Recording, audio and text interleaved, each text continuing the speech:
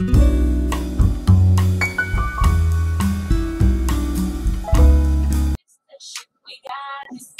on, let's talk about it. Let's talk about it.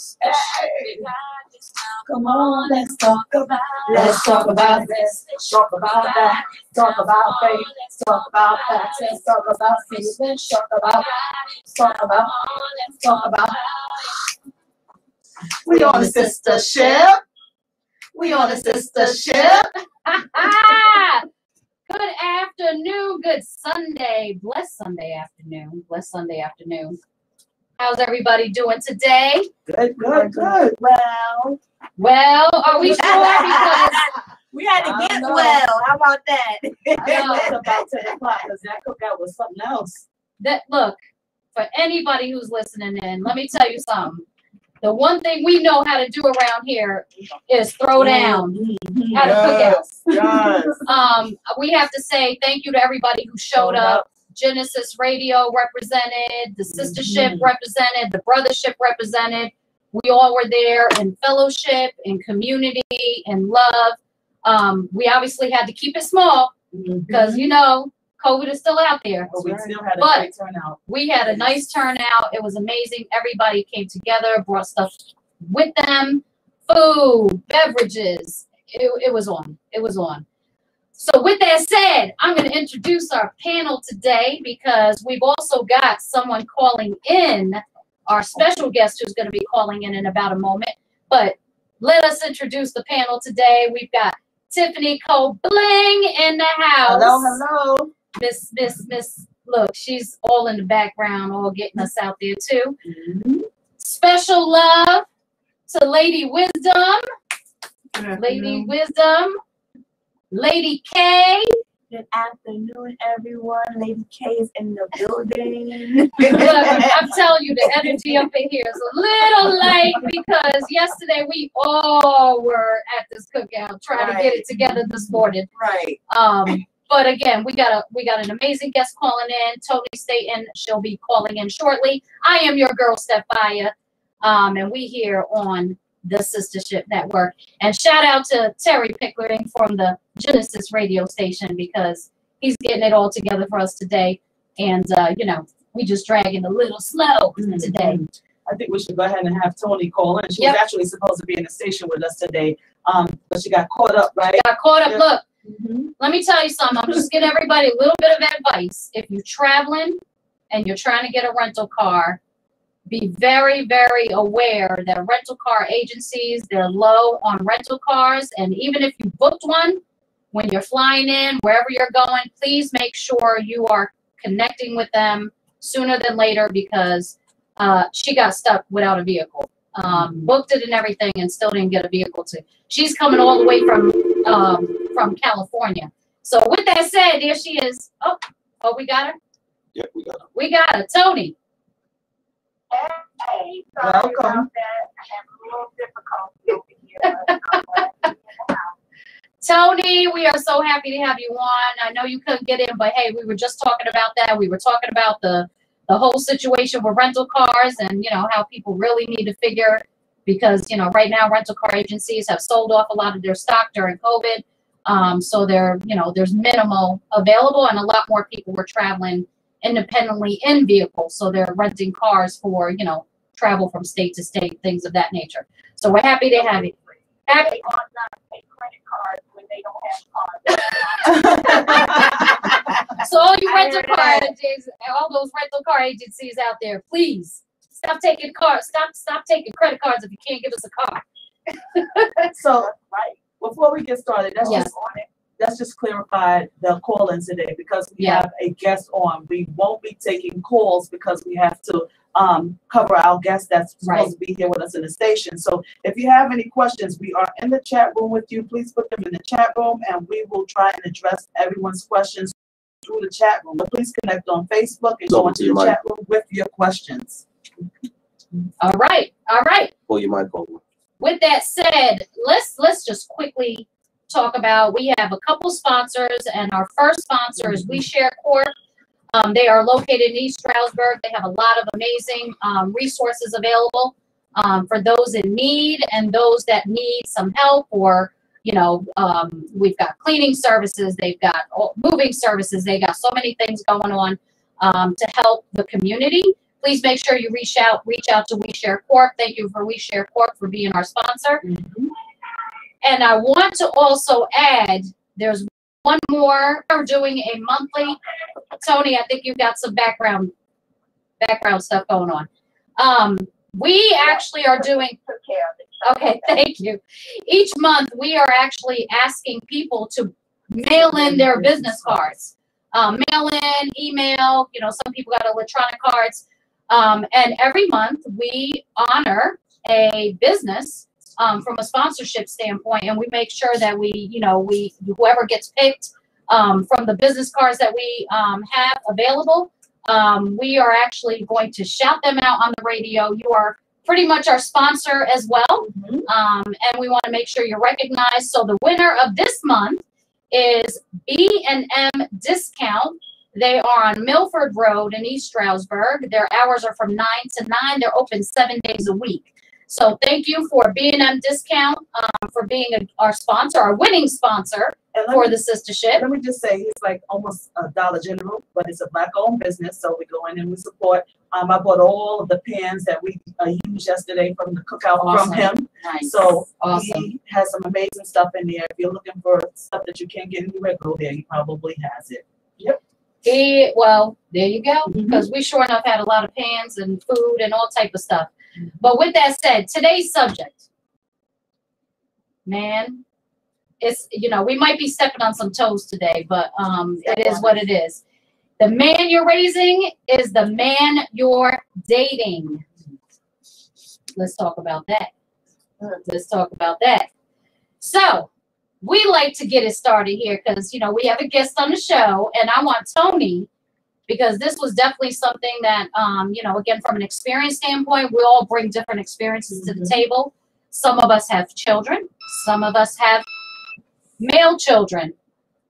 Some of us are married, and, we have experiences with our spouses as it relates to, again, mothering children and mothering sons, things of that nature. Now, we all know when it comes to sons, they're very close to their mothers, right?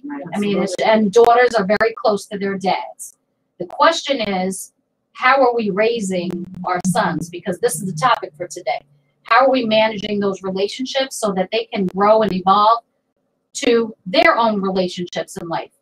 So with that said, Tony, give me your perspective on the man you're raising is the man you're dating. Can I say something real Absolutely. Okay, thanks so much, everybody, for having me. I'm always honored to be on this show. The Sistahship is no joke. You are on Bob.com. Now, I know that's corny, but I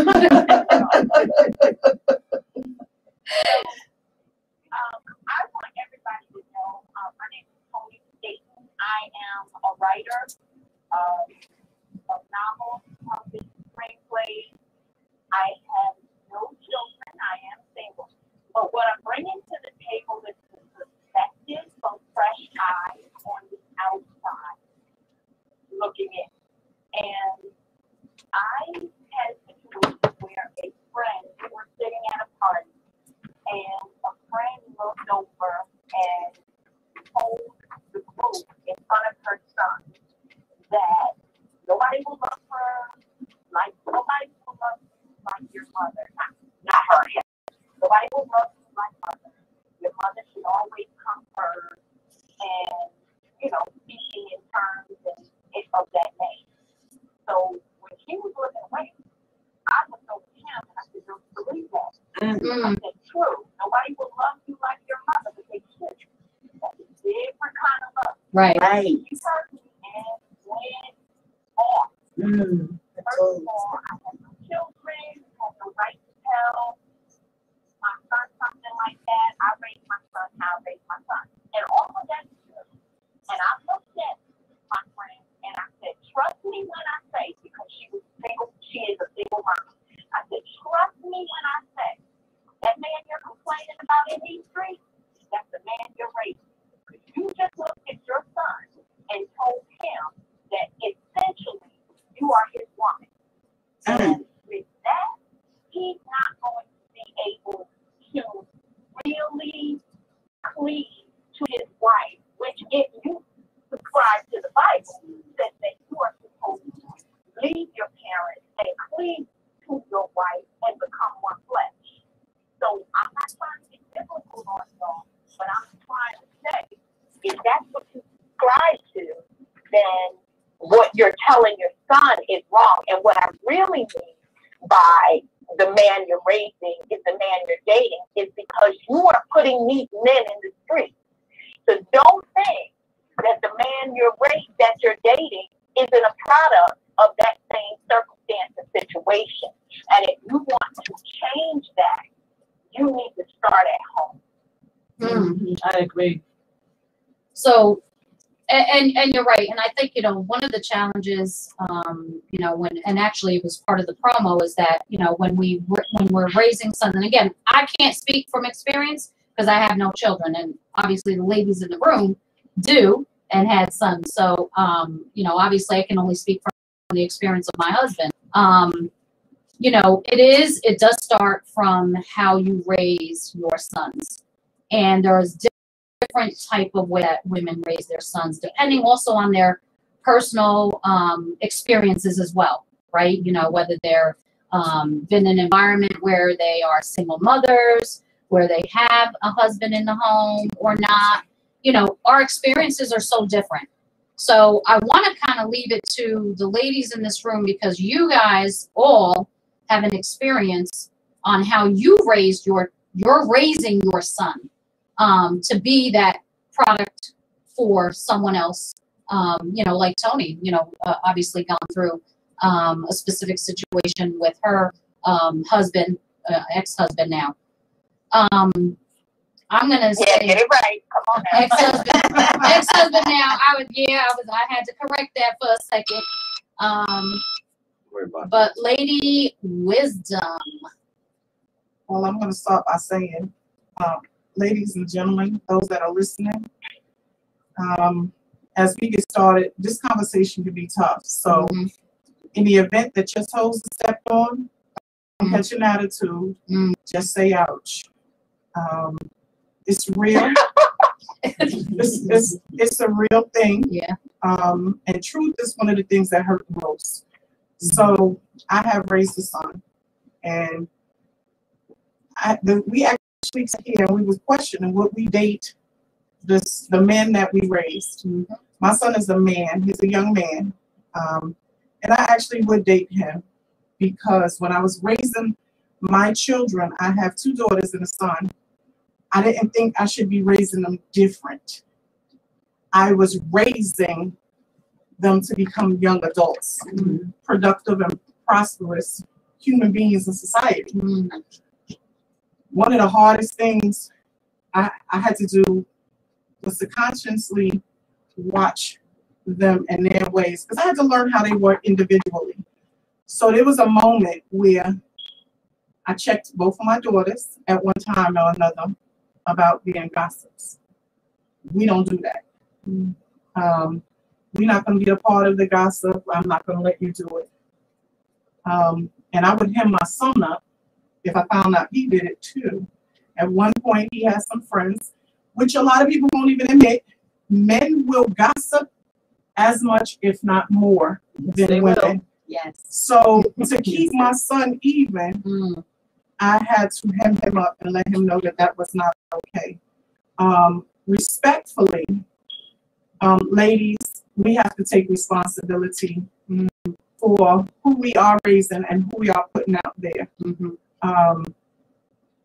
I did not want my son to not have respect for me, because some of these men that are out here, the reason they don't respect you is because they have no respect for the women in their lives. Yes. Not just their mothers, but it may be an auntie, it may be a grandmother. We don't know who necessarily raised them. But if they have little to no respect for them, they will have little to no respect for you.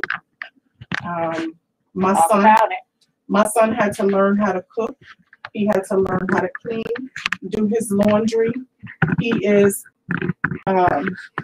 I actually visited him, and he's getting ready to become a father. And the young lady that he's with, she actually gave me a compliment. Now, you know, a lot of times we're not going to get that. Mm-hmm. And she says, yeah, your son is so respectable. She also told me that he does laundry better than her. He cooks better than her. And he cleans better than her. Talk about it. And she said, how did you do that? And I said, because I did not want someone coming along giving him a piece and he think that he need her. Right, right. Now, men need to be needed, women need to be wanted. But I needed him to know that he could survive. When he went off to college, he was able to take care of himself. And my daughter's the same. I have some friends, I won't make no names known, but I got some friends that are raising, I had a friend say to me that she wanted her sons to find a woman that emulated her. Oh, here we go. And so of course, at this point, she started me. And I said to her, that's not okay. They're in their 20s. She's still cooking for them, doing their laundry. Her and her husband are divorced. And I said to her, that's not okay. What you need to be conscious of is the fact that no man wants to sleep with his mama. Right? So talk about it. You want him. And if they do, it is a problem. Oh, yeah. Oh, yeah. The Oedipus complex is something that Freud talks about. Right. Right? Right. But it could go both ways. A lot of people don't realize that it could go both ways. Some relationships are not healthy. Mother and son relationships are not healthy. Some moms want to treat their sons as if they are their husband. And some moms want to baby them or they're adults. Now, I don't get no credit for jumping the broom, but it was Loretta Devine I was going to say the same thing. was a part of the movie. And at the end of the movie, the mother was so controlling and manipulating in her thoughts. He had to tell her, you either treat me like a boy, I am your son and I am a man, is what he told her. Or you treat me like your husband, and I'm not that. Yeah. Talk about it. Yeah. And he told her she needed to change. But because he allowed it to go on as long as he did, is where the problem came in with her. Now, some men don't know how to talk to their mother in truth and honesty because, again, truth hurts. So how some men deal with their moms is how they're going to deal with the women that they're dealing with. That's true. I'm divorced, but what I didn't want my son to do is ever see me in a disrespectful light. So I didn't date a whole lot, and I still don't date right now. My daughter's the same thing. I didn't want my daughters to think it was okay to have a whole bunch of different men rolling up in their house or nothing like that.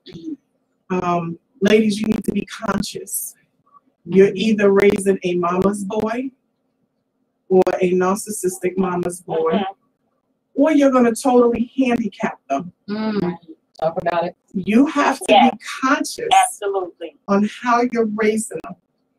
We want to be told all the time, we hear a lot of times where people say, we're raising our daughters and babying our sons. And there are mothers that will willingly admit they are babying their sons. But are you raising a productive young man? You can teach a man how to treat a woman. You can't be his dad. You can't tell him how to do manly things. Right. But you can teach him how to treat a lady. Yep. And unfortunately, the biggest argument Can is I jump in here on that?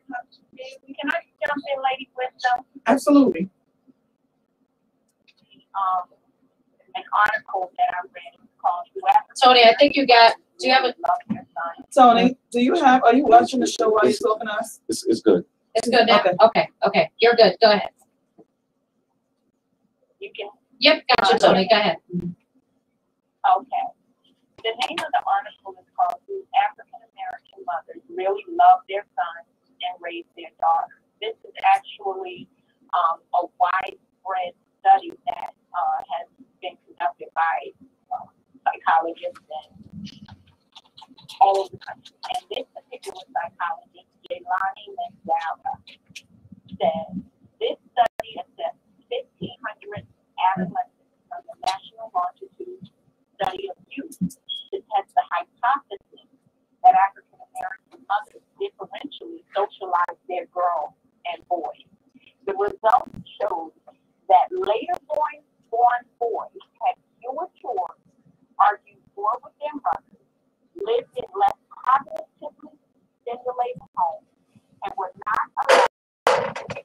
vision as were the girls or firstborn at the same age.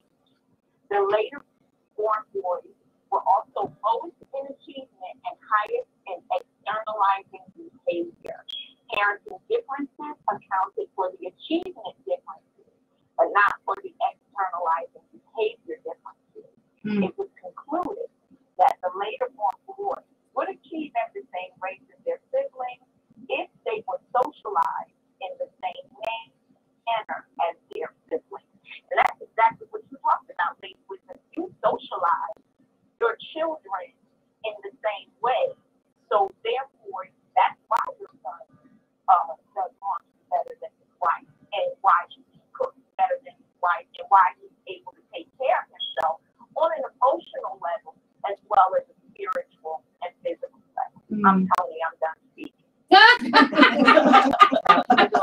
Here we go with Tony. I want to piggyback off that emotional standpoint, and also to Lady Wisdom, you said something again. You said I'm gonna step on some toes, and toes need to be stepped on because right now we need to be in recognition of what we're doing. Because, like you said, we are prepping our sons to be husbands, and not even just be husbands, be leaders or whatever, right? So my toes got stepped on one time.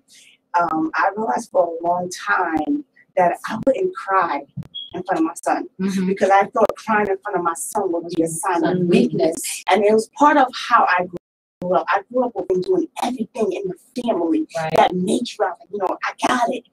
And I realized one day, I said, what am I teaching my son by not crying? I'm letting him know that he has to hold in his emotions. He can't see his mother cry. He can't see that his mother, she has issues too. And sometimes the weight is crazy. And I think that's part of the issue. The weight be so crazy that you don't even know how to sometimes verbalize it to your children what you're going through. And if you can't verbalize it, you can't express it, how do you expect them to do that? So I had to break out of that. And I told my son one day, I said, it's okay to cry. I said, Mommy carry a lot. I said, but you know what, Mommy always keep pushing. But I just want to let you know it's okay to cry. You want to see your mother cry sometimes because sometimes I just feel like it. I said, you can cry. You can show your different emotions. And I think, as over time, as I, share certain things with him, like he looks at me like as a human being, like my mom is a human being, and not like here's this lady who got to wear all these multiple flags, all these multiple hats. Always got to be Superwoman. Right. Because I realized his tone changed. And then our relationship changed because I was just being more open and honest. I was always been honest with my son, but I think it was about the approach. So I had to change my approach because we all heard the definition of insanity is doing the same thing over and over and expecting the same result, different results. But you have to come to a point and say, well, you know what? If I keep doing this, is it producing something different? If it's not, do not be afraid to do something different. So I was always willing to do something different. If I had to change my ways, because we get into our point, I don't need to change my way. Yes, you do. Maybe you need to change your ways for your children because that's part of the problem. And you don't see yourself. You need to see yourself. I saw myself. Even my mother had to take me to the side and say, hey, do you know you did X, Y, and Z? And I just let her talk, and I just realized, I said, yeah, what? My mom is absolutely right. So it's okay, right? It's okay to take, advice from someone who has been there and done it. And my mom, she can speak because she has been there and done it. She has a son, and she saw some of the things that she has did for her son. So again, I just want to do things differently. And then you talked about cooking and cleaning. One thing that I saw in my family, I saw the women catering to the men, and I said, you know what? Not me. So at an early age, I taught my son how to wash his clothes, how to make his bed, and and to clean his room because I wasn't doing it. So from my mother and my grandmother eyes, they were like, well, why are you not doing that? Because I see how you enable my brother. And I would not do that to my son. So they didn't understand the perspective I was coming. They just thought I was being mean. I'm not being mean, but I see how you enable him. I love my brother, but he doesn't cook, he doesn't clean, he doesn't do that stuff. He's an excellent provider, and I think that's where the mindset has to shift. Just not being, I'm going to be a provider, and that's going to be physically there, but it's like you're there, but are you really aware of what's going on? And we have to bring the awareness to our children. But at first, before they can do that, we have to be aware first. Right. Okay, how many sons do you have? I have 2 sons. Okay, so my question to you is their personalities. How did you raise them? The 2 personalities being totally different, correct. And What it's was so the difference? funny Because that I hear you talk about one, Yes. right? Your son, but there's two of them there. So what was the difference to raising those two? right. So the oldest one, he's quiet, he's mellow, right? So the youngest, oh gosh, he's a ball of energy. There's a big age difference. The oldest is 18, the youngest is 6. But I realized it's kind of interesting with the oldest one. I had to like push him to do certain things because he was so scared, he wasn't sure. So I had to give him that step. And I remember when I was younger, my mother was like, if he doesn't want to do it, don't push him. Nope.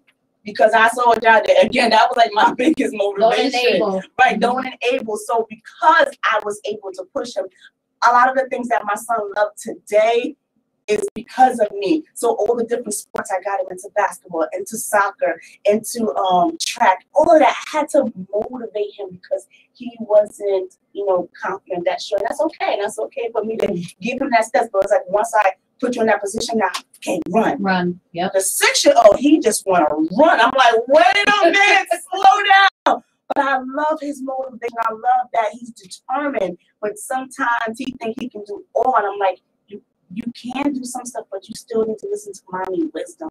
Mommy knows what she's talking about. And I don't want you to go through certain things. But so that's why mommy says slow down sometimes. He's 6, so he want to do what he want to do. So sometimes he will fall. He'll be like, what, mommy? I should have listened to you. I said, mommy did tell you, right? Mommy warned you, right? He's like, yeah, you did. So my approach is different with the 6-year-old because I learned what I did with the 18-year-old. Right. And even though they have the 2 personalities, but still, I felt like I had like another chance just to correct some things about myself on how I deal with them because I have to deal with them in 2 different ways. Because of course, one is the age difference, and the second part is because they have 2 different personalities. It's like I said, the first one I had to push, the second one I gotta slow him down. So I'm trying to have a balance myself. So I don't want to coddle the 6-year-old because he's there. Like he's so smart, he's so intelligent, and I didn't even realize he emulates me. And I said, oh, I gotta be careful what I do. They watch you. They watch me hard. They watch So my whole thing is that me catching myself because whatever I do, he's gonna see, and he might see that in another woman, and and that's that's a whole nother story. I was thinking about a couple things you said, and we talk about sometimes we shield our children from the world, right? We shield them because as mothers, you want to shield your children from certain things. You don't want them to be traumatized by certain things. You're probably dealing with some trauma as well with whatever's going on in your life. And we try to shield our kids. To your point, you were like, I'm going to cry in front of my child. Sometimes we have to figure out what we're really shielding them from, because certain life experiences they have to understand. Because how are you going to teach them how to deal with the world if we're constantly shielding them and we're coddling our sons and we're doing everything for them, and because we don't want them hurt, we don't want them struggling, etc., and so on. But how do they develop then? We have to be mindful, right? One of the things that we have to be mindful of is we can't give you what we don't have. Okay? So in a lot of homes all over the world, there has been some arrested development. So something might have happened to your parents, but you as a childhood trauma is huge. There's so many things that we see. The one thing that you said is that you had to be mindful that you were so strong that you was teaching us an imbalance of his emotions, right? But you couldn't give him what you didn't have. But you didn't have because you didn't acknowledge it. We can't change what we don't acknowledge. Right? In the process of changing it, you had to learn to heal some parts of you. Yes. Because in those traumatic homes where a woman may think that she has, she may be coddling her son as a husband. In that moment, we have to find out where she was, what happened to her. Right. That happened, and unfortunately,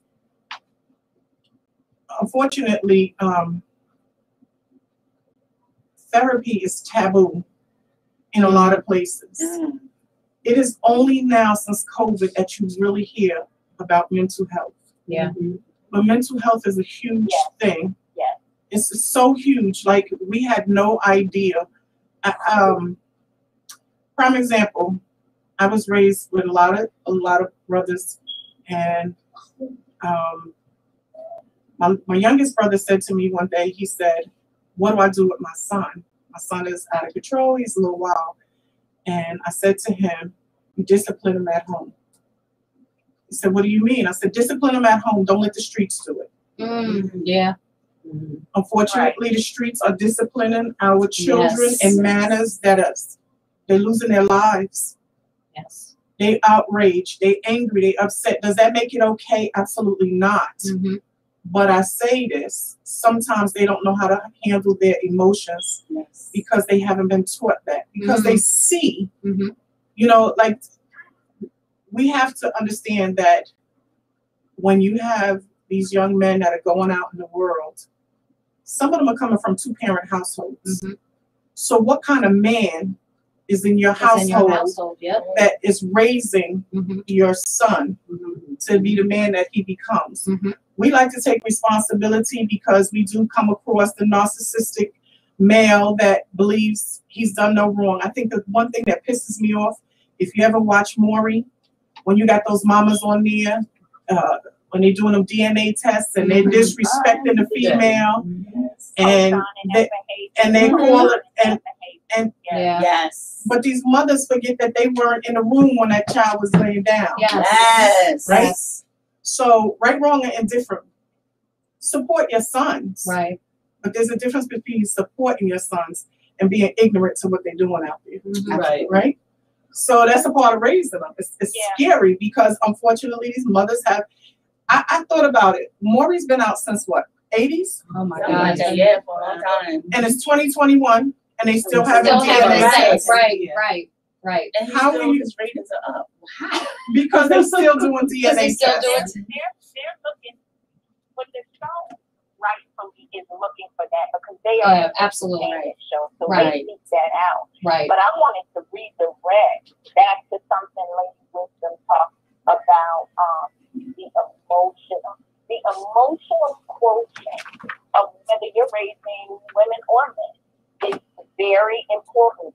EQ and emotional quotient is just important as IQ.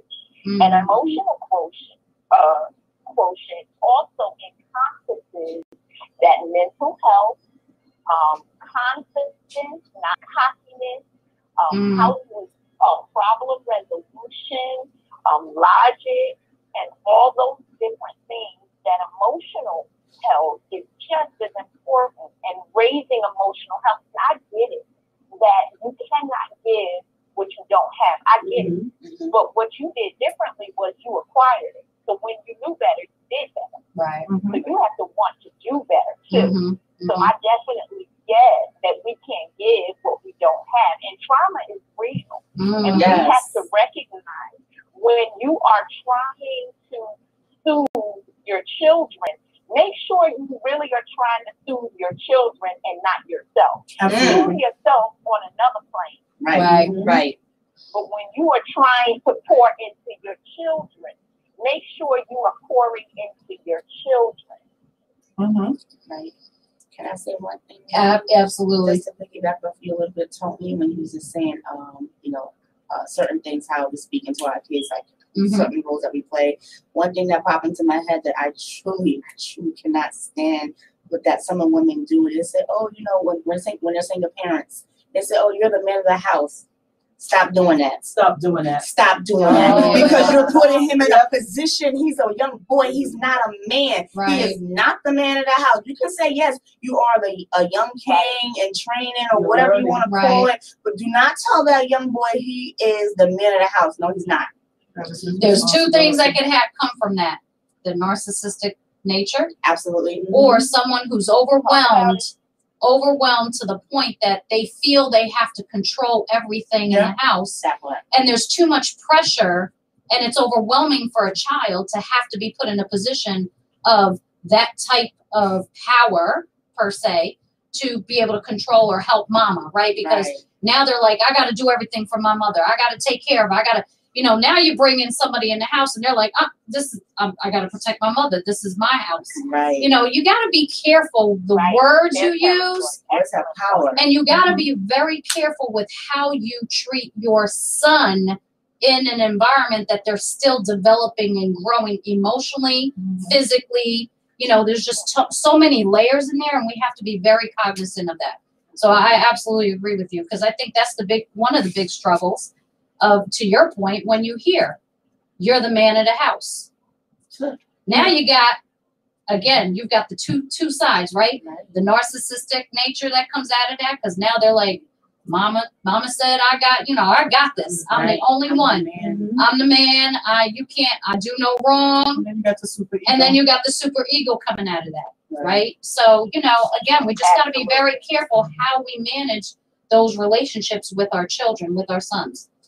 This is a deep topic. Because you're not raising productive men to be a mate. Yeah. To Right.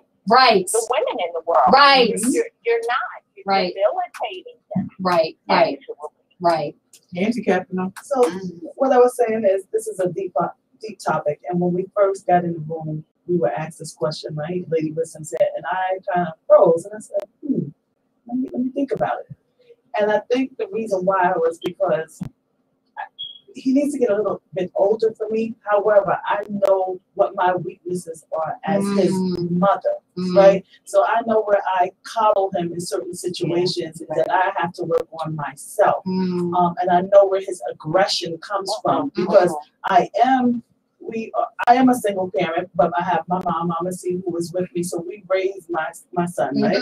So we were raising my son. His dad is around, but yeah, I call him the internet dad or the fun dad. We like to have fun, but there's no real discipline for him when he feeds him, right? So he doesn't have that male figure to look up to. So I'm in between trying to be his mom and also teaching him the discipline part of it, right? So in that part, sometimes I tend to be a little weak, right? So I will kind of, don't get me wrong, he has to clean his room. He has to wash clothes. He does everything that my three girls would have to do, right?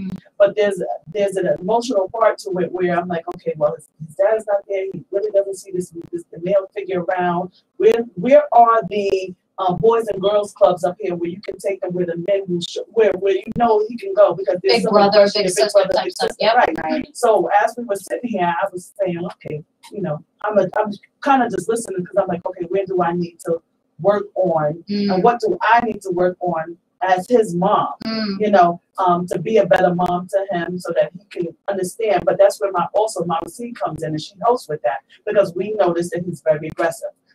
He can turn from sweet to zero in an instant. So we're trying to, and like Sherry said, the mental health part of it, right? So there's a lot of stuff that you need to be aware of, and we might even have to have him go into therapy. So there's a lot of times where I'm like, Tristan, you know, we have to get that part out of him, because he's got to go out in the world. He's got to go, and I'm afraid that he doesn't understand the process of out in the world and in the house. And what will happen outside is going to be totally different than how we teach him inside, because that aggression is going to come off wrong, and he may have problems with a cop or anybody out there that's going to say, okay, well, I don't have to tolerate that from you because I ain't your parents. So we're trying to teach him now to bring that aggression down. So as we talk, like they said, oh, you got to step on toes, but sometimes I'm not doing a lot of talking, because you got to process it, right? Understand, okay, well, where am I slipping, or what needs to be done to help him? Right. But he is at an age where you can take him to therapy. Absolutely. When I separated from my ex, my son was 12. I didn't give him a choice. He didn't get a choice. He had to go to therapy. My daughters had to go to therapy. That was a breakup of a different dynamic. So my household dynamic changed. I became a single parent. I was in a household with my son and my daughters. And I had to be mindful of what was happening in the absence of my ex being there. But I had to be mindful of the fact that when he was there, he wasn't there. Like, he was a provider, so he went out, he worked. The kids didn't see him when he left, and when he came in, he felt overwhelmed by the things that they had going on. And I don't fault him in that. I just realized that I didn't want my kids to say that I didn't do enough for them. Right? So my son, he had to go to therapy, and my daughter had to go to therapy. And at some point, they went for several months, and the therapist actually came to me. He said, "Can I talk to you?"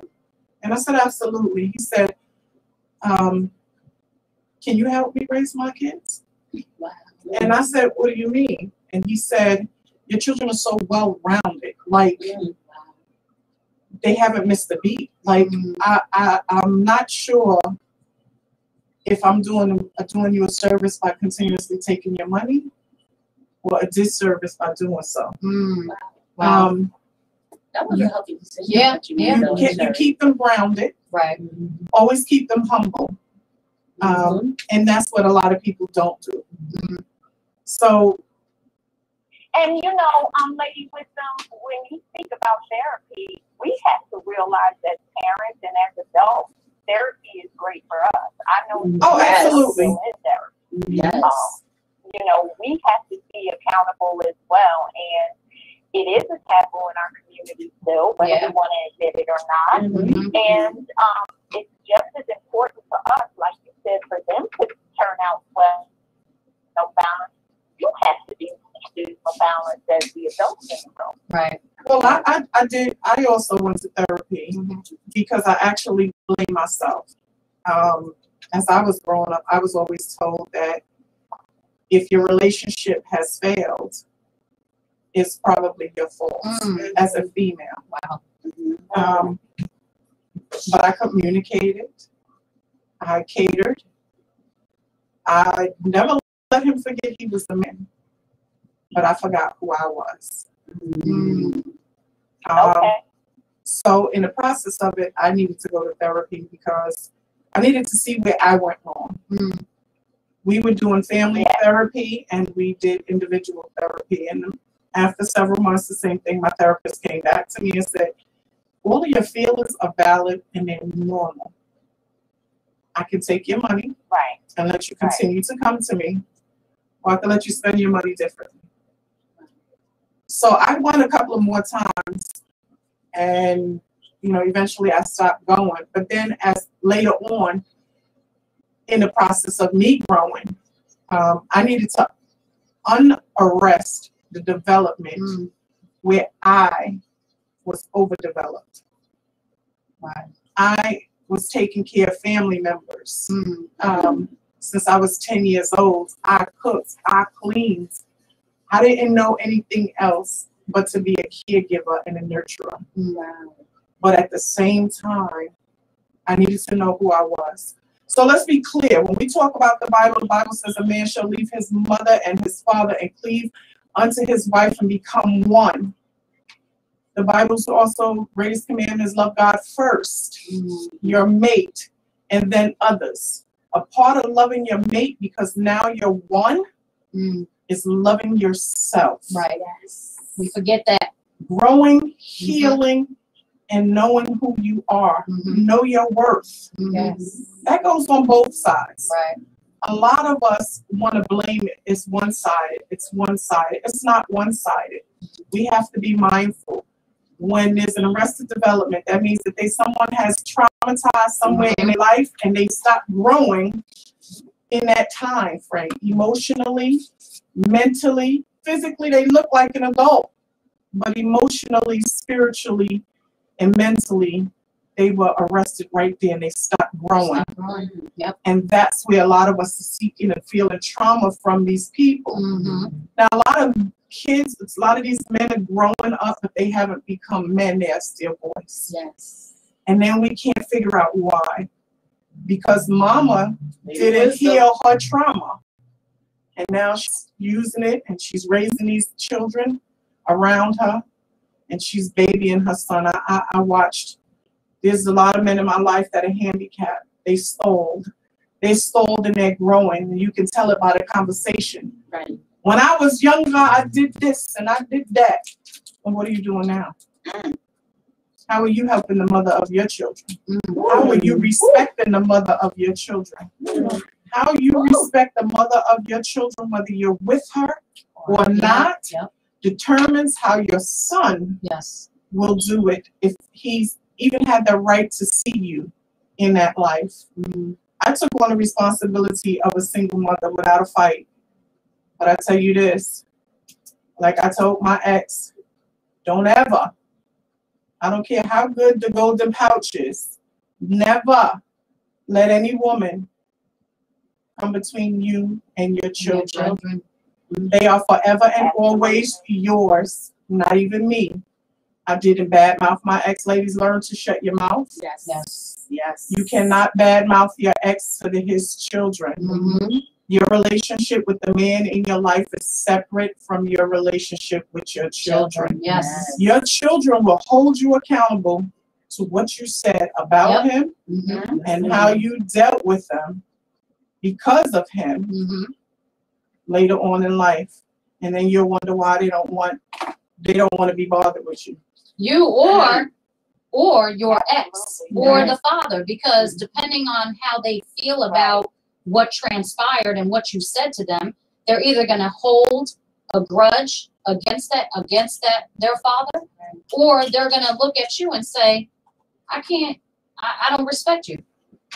I don't respect you. It's funny that what Lady Wisdom said, because I must close my train of thought.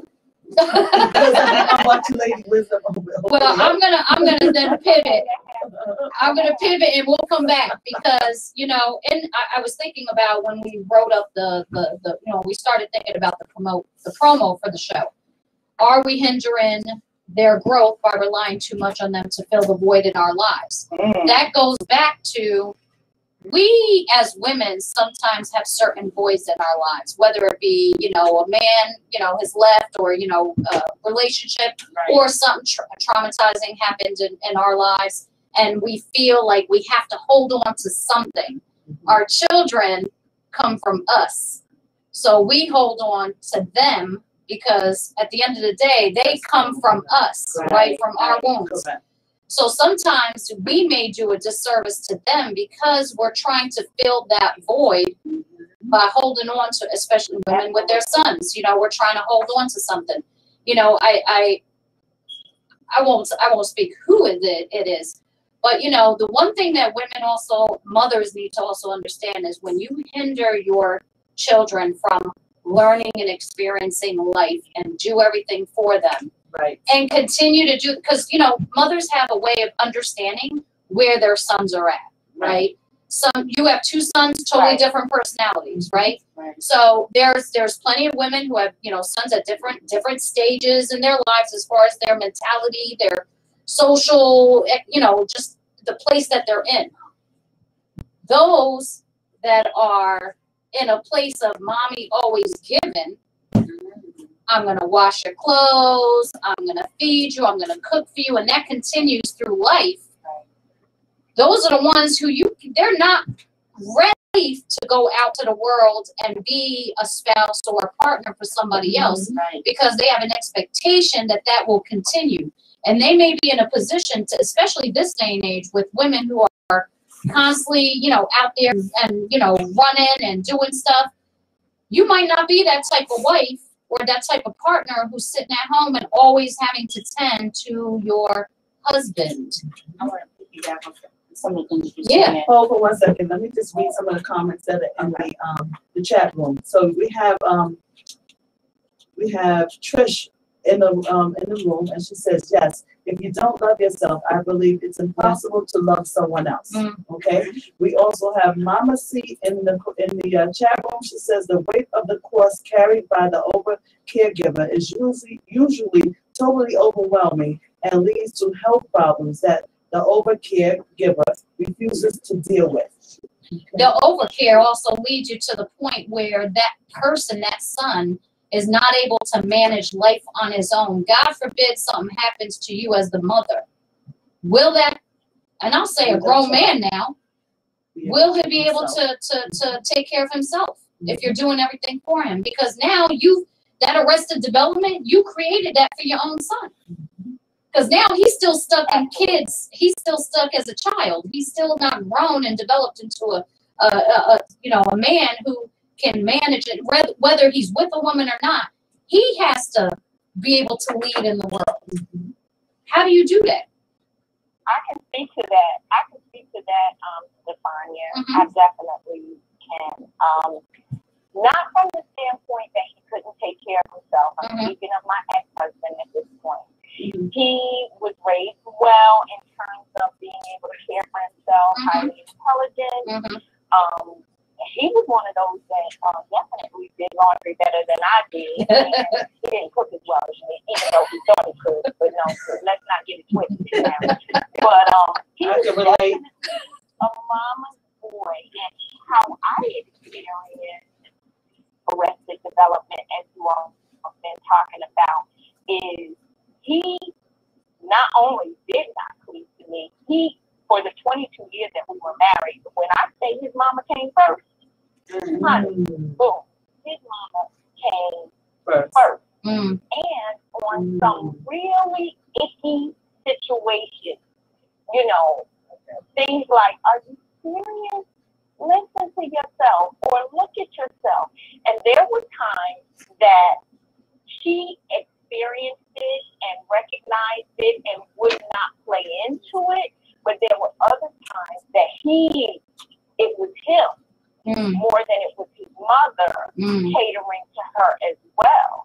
But ultimately, she would not break that spell, let me call it, and release her son in the world to be a productive mate, at least to me. Because he may experience something different with somebody else. The next one may experience something different. Right. I'm speaking of my experience. Right. Where at all times, when I tell you his mother came first, his mother came first. To the point that one of the reasons I had to release him was because I needed him to be in the space he wanted to be in, and that's caring for his mother. Yeah. That's a rough one because, and Tony, I don't know, obviously, all the reasons for that, all the mechanics and things that transpired. I think we have to also be careful, though, because I feel that, yes, a wife comes first, but there's also situations where a mother, and, regardless if it's, husband's mom or, wife's mom, whatever have you, there's situations, whether it be medical or whatever, and I'm not saying that was your experience, okay? I'm just saying we have to also be careful. We can't, although the wife comes first, there are situations where sometimes the wife needs to kind of just pull back just a tad, my opinion, just a tad. Totally agree. Because there could be, right? And I just don't want people to think that we're saying, X your mother out, regardless, right? Because there's a difference, right? So we have to be clear and so people are aware, because I don't want men thinking that, we're just saying, you're not paying. We have to be clear that there are certain experiences and wives need to also be there to support. Exactly. You have to step back and say you need to support your mom because she's either going through some stuff, she's a medical situation, and you have to learn where that space and time is to be able to maneuver through those type of relationships. But that's a part of maturity. Exactly. That's a great point. Yeah. But I will tell you, when his mother was around, I disappeared. That's different. Yeah. That's different. So that's what I'm speaking to. But there are times, yes, absolutely. Not saying you have to come first all the time, but there definitely has to be a balance. Balance, absolutely. And there was not a balance. Yep, absolutely. I wanted to say something because Tony just said balance, and you just going back to what you were saying a little bit earlier, how mothers, how we coddle, how we do certain things, and how they're supposed to, do certain things, Right. but they need to have those skills. But in order for that man to have those skills, it needs to be put into practice. So I think it's very imperative for a mother to do certain activities with her son. Like, for example, like one time I, like you said, I pour into my son, I take him out, I spend. But one day I had him take me out on a date. And it was just him and I let him pay because he has to get into the habit of let me take my money out because he's used to mommy's always taking his money. No, mommy's gonna keep her money in her pocket. You don't know, I've been paying so much for you since you've been here. That's right. You can treat me for $10, and I told him that, and he does that a couple of times. And I remember one day we was going to a drive-in movie theater, and we went to the gas station and got a couple of stuff, and we had everything at the counter. He said, "I got this, Mom." I love that. And I said, I love that. I love said, that. yes. And there's a few times that he does that. But again, it's putting him in a position to develop those skills. Right. Because they're going into practice. And as you keep doing it as a mom, you're cultivating him into that man you want him to be. So ladies, you have to get creative how you can do certain things with your son so you can cultivate him to that man that you want him to be. Yes. So Kalima, to piggyback off you, it's funny that you said he would take you out and he would pay for it. So my son just recently got a job. He's 14, he got his first job, right? And it was difficult for him to give back. So I said that is also something that we have to work on because he wants to keep his money for himself, right? So I have the opposite. So my son, we noticed with him that when he got his paycheck, he didn't want to help with the household. He didn't want to, it was his money. And he didn't want, Mom, why you always want me to pay something? Oh, okay. So now we need to we see where he's falling right where the there, opportunities are. He needs to learn, and he has to share, and he has to give back, and he's going to have to pay bills, and he's going to have to set something aside, and he's going to have to put $25 away for whatever. Because my son, when he got this money, it was like, oh no, Mommy, I'm not giving you nothing. So I had to, you need to give me this. Now you have a phone and I'm paying your phone bill. I need you to give me $25 each week for your phone bill. No, matter of fact, you paying your phone bill. So when they got their jobs, I said to all of them, I no longer pay your phone bill. I need the money for your phone. So we went there, I kid you not, we went on a Verizon site, all two of them, because the other one, someone else takes care of it, right? The two of them, but the third one was with me, and I said, this is what your bill is. Let me show you what these bills look like, right? This is your bill, this is your bill. So when you get paid at the end of the month, I want $106 for your phone bill, and this is for your phone bill, because nothing in life is free. So that money that you want to take for that Xbox, oh yeah, because my son went buck wild. He bought him a new Xbox. We were supposed to go school shopping. That's what happens when you first get your paycheck. We were supposed to go school shopping. I told him to save the money, whatever. Next thing I know, I had a brand new Xbox show up at my door. So these are conversations that we had to kind of have with him and work through now and kind of nip it in the bud so that when he does get a girlfriend, he knows, no, you got to treat her. You got to do, because he's showing this now in the house. What is he going to do when he goes out? So I'm like, oh, that's a problem. But you're teaching financial responsibility Financial responsibility is very important. I remember one time, your kids just think, oh, they got a debit card, so they got money. So I actually sat down one day. I said, let me show you my son's bill. But I was showing him the bills just so he knows what mommy paid for in the household or what I do. And yes, I do everything in my means to get y'all all the stuff. But listen, I am not Oprah. I'm not there yet, okay? My intention is to get there. But listen, partner, this is real life right here. So when you get your own place, you're gonna see these digits too. So that was just me showing him this is real. This is responsibility. It wasn't to put nothing on him because I don't want him to worry about that. But this is real life, and one day you will eventually get there. So enjoy this ride while you're with mommy, because mommy really don't want your money, but I do want you to contribute to certain things because that's teaching you how to contribute to the household. So yes, if I say go spend $10 to get some paper, some toilet tissue, and some paper towel, you need to go into it. If I'm only saying money, spend $20 of your money, and you getting like $600 a month. What is $20? I didn't ask you for gas money when I took you to work. I didn't ask you for any of that. I said I could have, but I want you to do certain things. That's only what I want. Just listen to what I'm telling. I'm telling you this to prepare you. This is not to take your money. This is not to think whatever you want to think. That's why I had to sit down and be specific with him what I'm doing. And sometimes, from my background, I realized, there was this saying, because I told you so.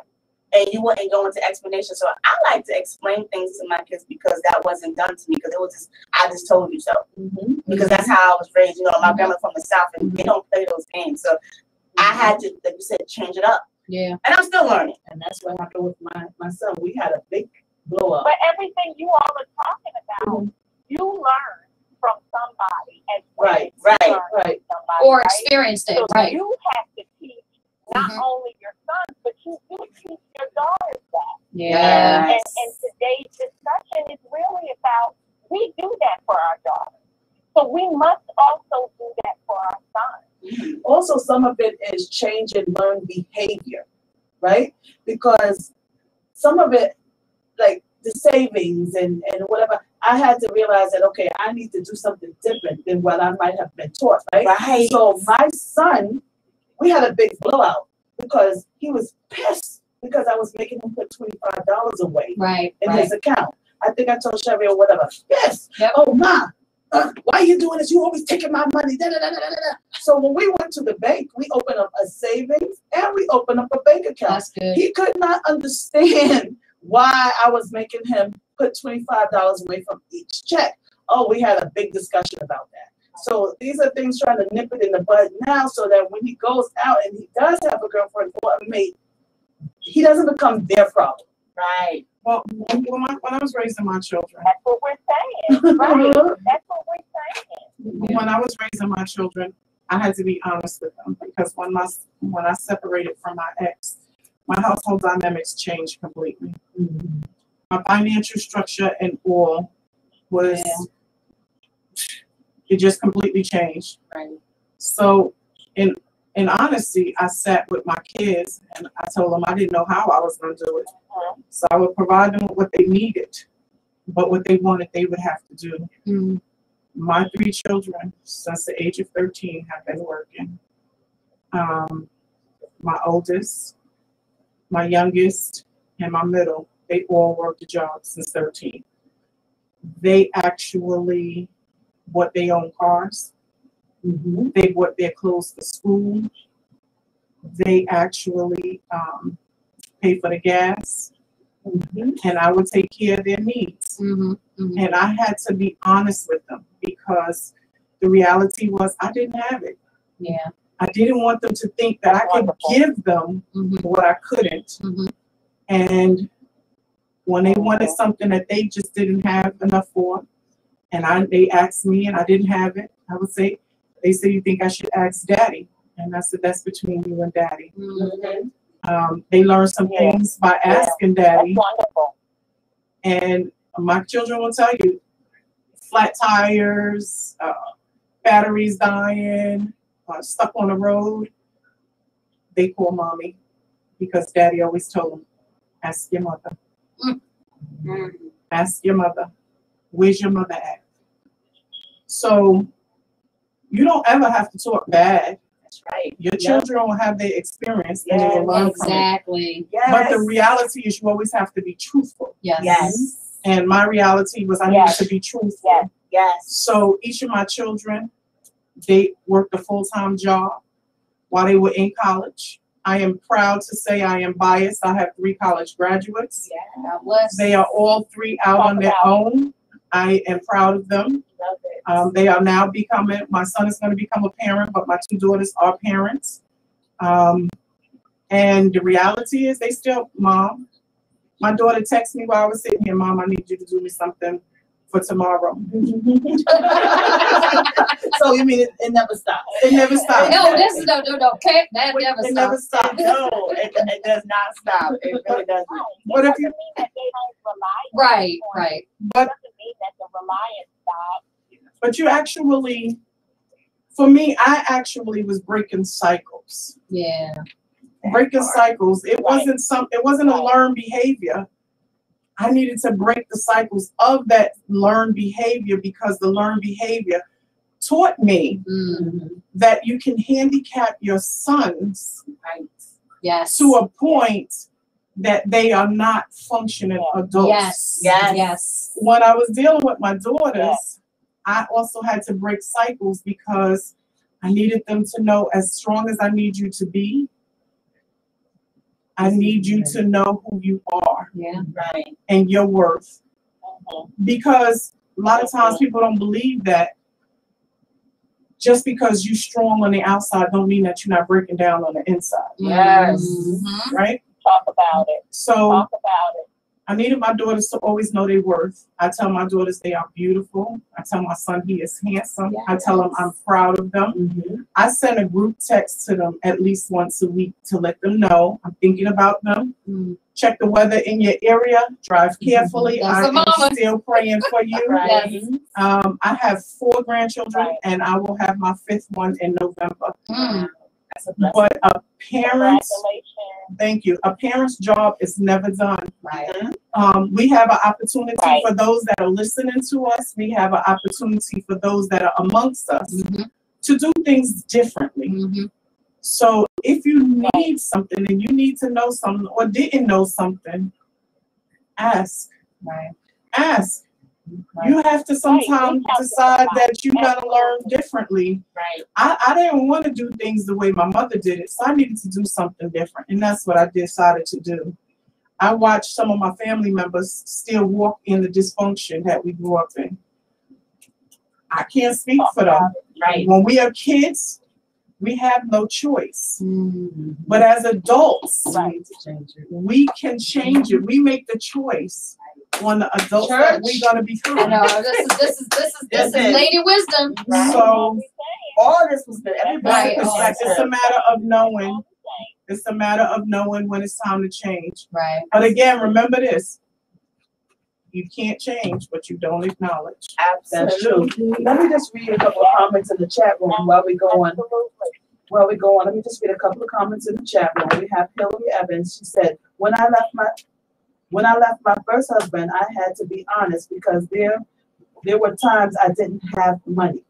We also have Lady Journal, who's in the chat room. She's part of one of the sister chat members, right? She said, I've been teaching my daughter now. She's only 9, but she does have a piggy bank where if she needs anything, she always asks to use her money. It could be something for her school money, for book fares, snacks, etc. Sometimes I do tell her, I got it today, baby. Save your money. That's good. That's good right there. You know, I love the fact that you're also teaching your children how to manage money and expenses and what you are dealing with as an adult, right? Because I think if they learn young enough, they understand and they become even more aware as they grow older on how to manage money better. You know, what's and the other thing, you know, Lady Wisdom, that you stated, I started thinking about children don't know what they're missing unless you show them what they're missing. If you teach them that I'm here, because you know when you're kids, I mean, if your parents have it, you know, we know there's parents who have and they give to their kids. But you have parents that don't have it like that. You have to worry about the needs, not the wants and nice to haves. Children will never miss what you've never taught them to miss, right? If it's your needs, teach them that these are the needs. This is what I'm going to provide for. I'm a provider, right? I'm going to provide you what you need. Above and beyond that, to me, is a gift. Right? So again, you have to also teach your sons that I'm here to provide. Anything above me, and that's sons or daughters. Above and beyond that, that's just an extra. Like my dad, you know, I always said this. We never knew what we missed because we didn't miss anything because it was never shown to us that we were missing anything. They provided us what we needed. If it was on a Sunday, we were going to Burger King, it was a festival. We were wearing the hats. We were all excited. Because again, they taught us we are here to provide for you, and anything else is a treat, right? It's a gift. And you know what? You feel better about it later in life, about anything that you get that's extra. It's like, oh my God, it's like a gift to myself. It's a gift. You're grateful for it. Right. So I love the fact that, you know, when you stated that, it's like I'm a provider and I'm giving what I need to give my children. And if I give you extra, it's a gift, and take it as a gift and be grateful. Because again, a lot of people don't have it like that. Right. Well, you know what? Pride will make you hungry and homeless. So, I Go mean, ahead, Lady Wisdom. I'm sorry. no, I was just saying, pride will make you hungry and homeless. So you're better off being honest. But you have so many people that All day, every day. All day, every day. I mean, you have the parents that overcompensate, Yes. Yes. Yes. and those are the ones that you end up having issues with later. Mm-hmm. They don't understand the issue. Don't overcompensate because daddy's not there. Handle your Right. business. Right. Be mommy That. all day long. That. Don't try That to cover part. up that daddy's not there. Take care of you. Daddy will have to answer later. Right. And they Right. will start asking That's questions. They sure Because will. my kids now, I don't badmouth him, but they are asking little questions Yes. now. And I'm like, Yeah. there it is. They Yeah. see it. And when they tell me, I tell them what the truth is, and then we go from there. But they see it. So as they get older, they're starting to see little things that you don't have to ever say anything. When I split Make from it my say- when I split from my ex-husband, I told my son, that wasn't his biological father, but I told him, I said, if you want to, you can still maintain your relationship with him. That has nothing to do with me. I said, that's because we're broken up, you know, you can still maintain it. But my ex-husband dropped the ball. He didn't maintain it. My son said, I don't want it. And I said, see, I didn't even have to They say learn much. from He what they saw it, experienced. you know, because he gave it. It's like, well, you wasn't in his life. Right. But, you know, you made a decision because you moved on. But now my son, you know, for a minute, he felt he was in his feelings. Yeah. And again, I think that's why I was saying before that emotional support is really important, because a lot of boys, they don't verbalize like we do. Yeah. And they hold it in. So I think it's really crucial to give our son that emotional support to let them know it's okay to feel what you feel, because, you know, you don't want him to take that and growing up, and then he can't even express to his girlfriend how he feels. Well, you got some parents, right? So you have some of these fathers, and I say some because not all of them, but it's Right. So you got some of these fathers that will say to you, Dad, I need a pair of sneakers, and Dad will say, but I give your mother child support. This Oh, one. that Lord, part. don't. That part. Let's be clear. Yeah. Child support is not only monetary. Right. You need to give them the emotional, Yes. the spiritual, Yes. the mental, Yes. and even physical support that they need. Right. Right. That's helping your child. That's a part of supporting your child. Absolutely. They didn't ask to come here. Yep. Now, if it costs you a few $100s a month, okay. Okay, because put you're a gonna price spend on your that on a child. girl. Right. You want to take out a lady, trust and believe. You got these little gold digging young people out nowadays that are looking for you Lady to get their wisdom. hair and their nails done. Right. Now that you got their hair and nails done, you got to buy them an outfit, and then you're gonna have to take them out for an expensive dinner. They don't know what it's like to have a gentleman. You know, like the good guys. Right. The good guys still finish kind of last, Always. but it's only after they've been abused Yeah. and dogged out to the Yes. point where it's now they're gonna look for that nerd. People that treated you like a lady from the beginning, Absolutely. but Yeah. take care of your kids in all facets. That one said, Go ahead, Tony. Go ahead, Tony. oh, I'm so sorry, Lady Wisdom. I just said, I saw a saying that said, instead of trying to give your children what you didn't have, try to give your children what you did have. Absolutely. You know, in terms of The good emotional, things. in terms of what we've been talking about, in terms of productivity, and you know those things that you all have all stated. You have Lady Journal in the room. She says, this sounds like another great topic, child support. Yes. You know, I go back to what you ladies were saying, and I have to, you know, I think about, I have 3 sisters. I'm the eldest of 4 girls. And we were all girls. My dad, you know, had no boys, and he actually he stated that he was happy he had only girls. But anyway, my sisters, I have a split between boys and girls. 6 boys now, I think it is, and 5 girls, or whatever, vice versa. I have to start thinking, I have to go down the line. But you know, my sister, one of my sisters, separated from her husband, and then her fiance has children with both of them. And she always said, I will never speak bad about the men in my life that I bore children with. Reason being, because exactly what you said. If they don't support their children, and I don't care whether it's child support, money in the pocket, or calling them up and saying hello, or whatever the case may be, you have to take responsibility for how your children look at you. Because if you're not there for your children, I can't force you to be a father. I can't force you to call your kids. I can't force you to support your children in all facets, but I'm not going to be negative in that. You know, like if my daughter, you know, she said, if my daughter tells me, oh, Dad, you know, I haven't heard from Dad, or I haven't talked to Dad, I've even said to her, well, tell her to call her father. Right. Tell her to call her father. See how he responds to it. Because we have to also have some accountability, because we always say respect your elders. Right. Yeah, your father should be calling you. Your father should be trying to, you know, support you from all facets. But also teach your children to also contact their father. Right. See how they respond. Because that will teach them, you know, based on how they respond, that will show them, okay, whether my father really is here for me or not. You know, and you don't have to be the one to say it.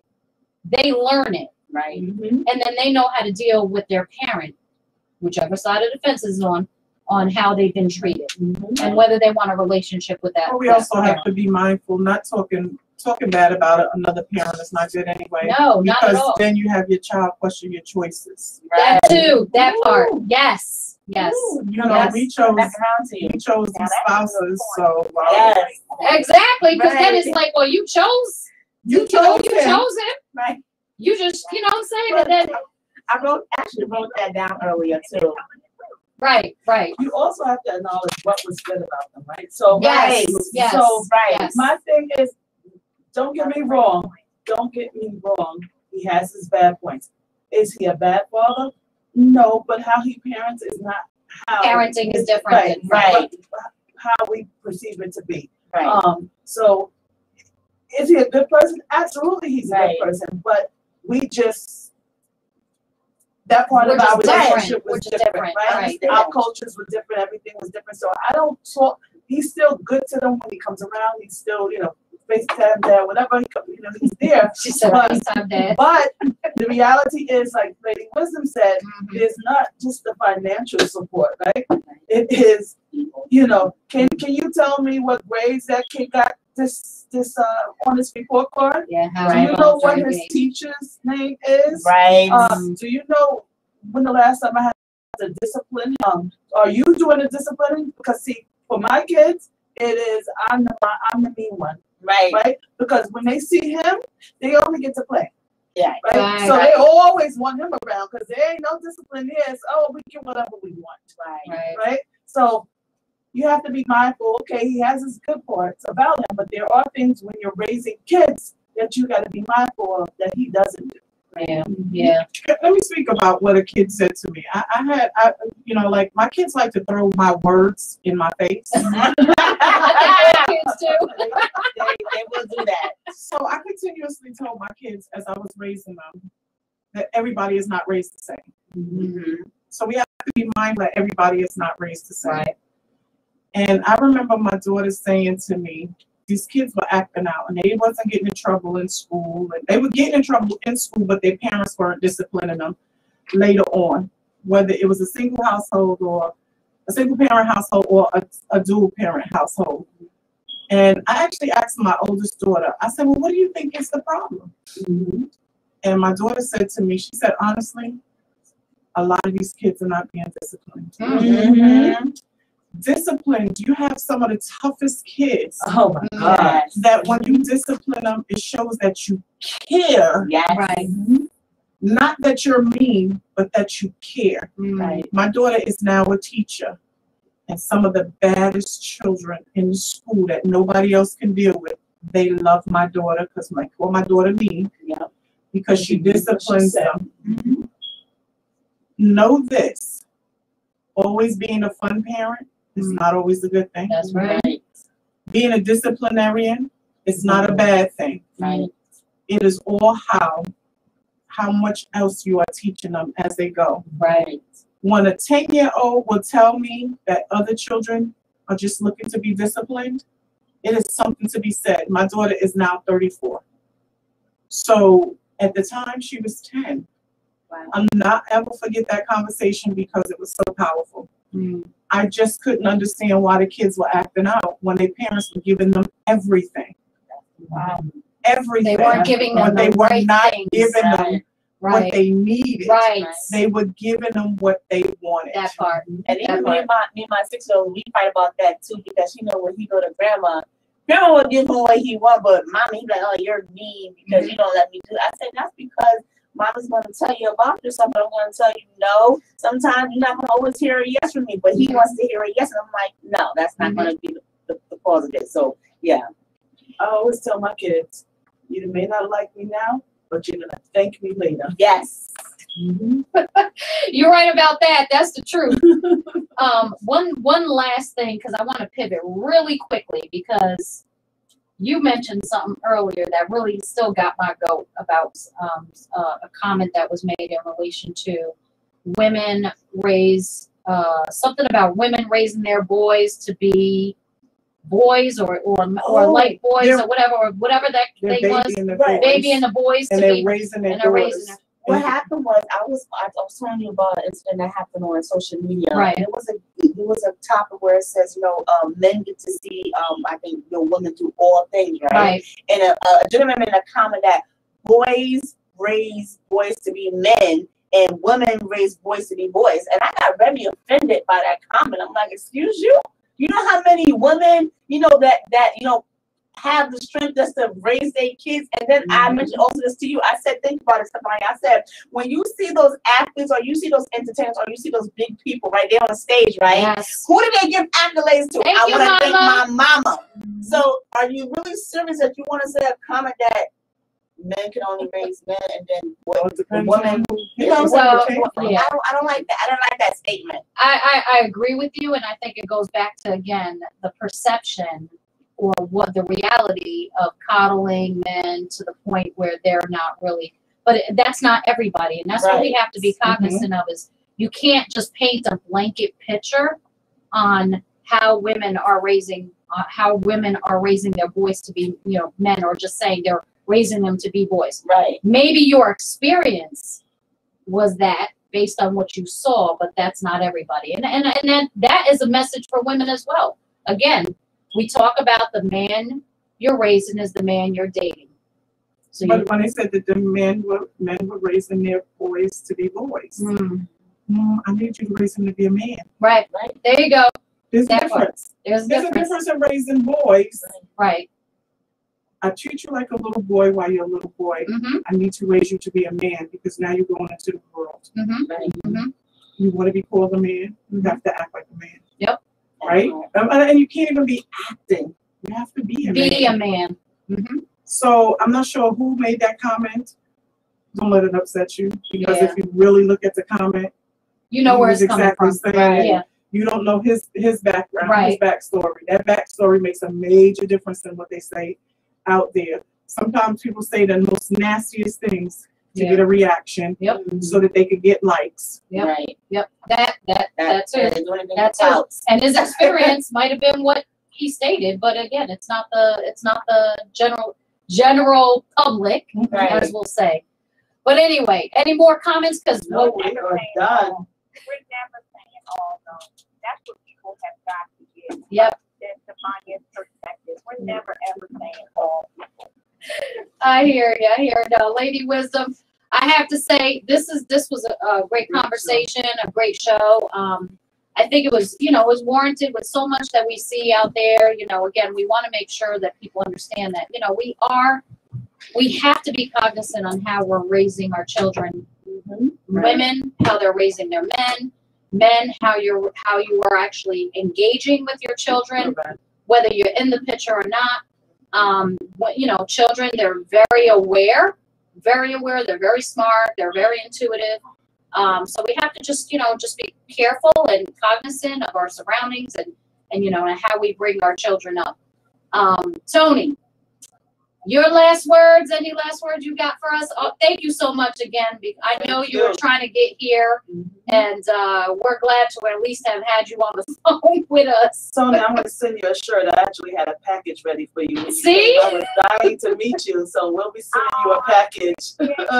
You're welcome. I just want to say thank you so much. Thank I'm you. so grateful to be amongst you women. You all don't know how you support me. Wow. For those who are listening and don't know, but this group of ladies have been so supportive to me and dropping wisdom and pouring into me. I'm gonna try not to cry. Oh. Thank you for that, because you all don't know when you speak how you reverberate in the world. And Wow. you absolutely do. So I just want to thank each and every one of you. I'm so sorry I couldn't be there. I do apologize. Don't. Know that I'm there in spirit and in love. And I just thank you all. And I love each and every one of you. Tony, don't make us cry, I because know. when people make comments like that, that's what keeps us going. That's when we Right. know we're doing the right thing. Right. And those moments when you want to say, oh, you know what, forget this.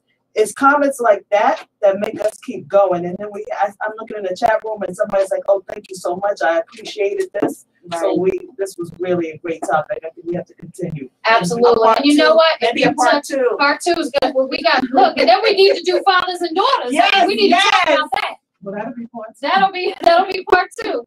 But you know what, Tony? I mean, what you said, thank you so much, because again, for all of us, I think that that helps us to understand how we're reaching the audience. And I think the biggest thing is, if you can change one person's perspective or life with anything that you have gained from any conversation that we've had as a Sistahship Network, that right there, We've done our job. we've done our job. So whether it's one person or 100 people, or let's hope it's 40,000, y'all. So bring everybody into the Sistahship Network, because we're here for everybody. But I want to thank you all again for joining us today. Tony, thank you so much for calling in, and hopefully we can get you back on Love y'all. personally here on the Thank you. Sistahship Network. Too. Lady K, Lady Wisdom, oh man, the nuggets dropped today. I can't tell you. We went to church. We came back from church. We went to We- second service. We went to second. Pass the plate. Pass the plate. Now we about to pass the plate. We on a Sistahship. We on the Sistahship. Miss Co Bling right here, and your girl Sapphire, where we meet you every Sunday at 2 p.m. Eastern Standard Time, right here on the Sistahship Network on Genesis Radio. Join us next week, and we'll talk to y'all soon, because we are on the Sistahship. Thank you all for joining us. Love y'all. Peace. Bye. Where's our music so we can get jamming in here on the Sistahship? Let us know when we out. Tony, you still on there? She's gone. You gone? Okay. She's gone. We good, Sarah? Yeah, you good. We're on. We're off. We're off. You good. Because we were still recorded last week. You're good. You're good. You're good.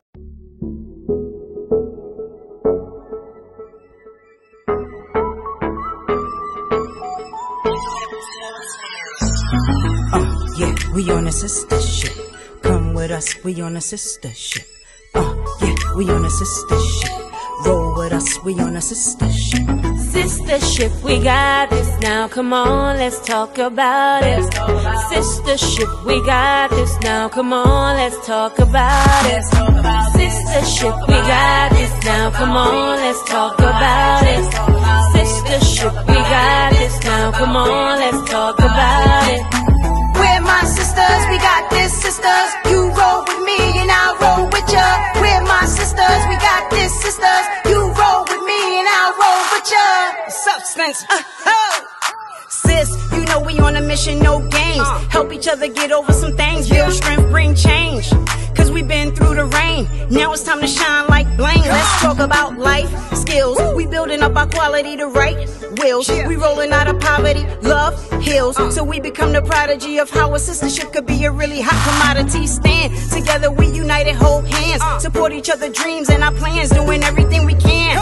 Just to show we understand the power of a friendship fam. Live life on purpose, together we learn it. Yeah, let's talk, we don't wanna see you hurting. We here for each other, no matter the color, networking. That's for sure and for certain. Come on! Yeah, we on a sistership.